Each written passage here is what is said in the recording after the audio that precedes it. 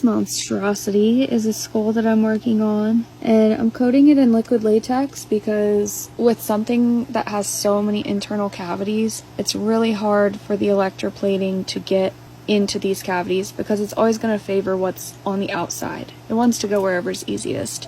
So I've already started plating this whole thing, but I wasn't getting a good plate on the inside here. What you're seeing is just conductive paint, whereas this stuff that's kind of sparkly and crazy colors, that's where there actually is copper growing. And it just turned colors from when I took it out of the bath, and then it got a just natural oxidation.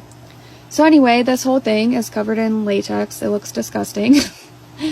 And it's going to go back in the bath. I'm going to plate these recessed areas, and then I'm going to peel off all this latex and plate the whole thing again so we have smooth lines.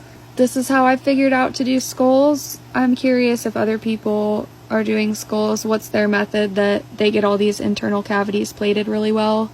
The other method I've thought about is that I should just spray the internal stuff and plate that first. But because you need to spray graphite to get into all those areas, you're getting it all over the outside anyway. So with either of those methods, it's all this work doing the latex.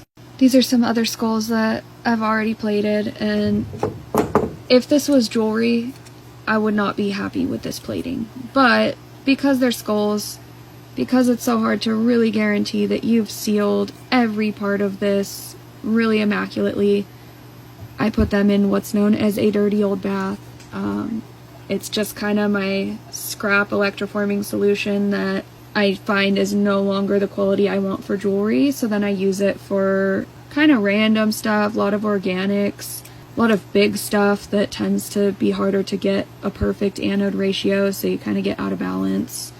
And then of course they look kind of dull because of oxidation from rinsing them out and stuff, and then just leaving them to air dry.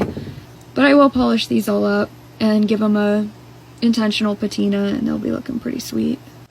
I will say, even with a dirty old bath, if you have brittle plating, it's not acceptable. So these are satin, they're a little sparkly, but they are plating solid, strong, not crumbly. And I just want to add that for other people who might be newer. If your plating is crumbly, you need to start a new bath or figure out how to regulate the bath that you're working with.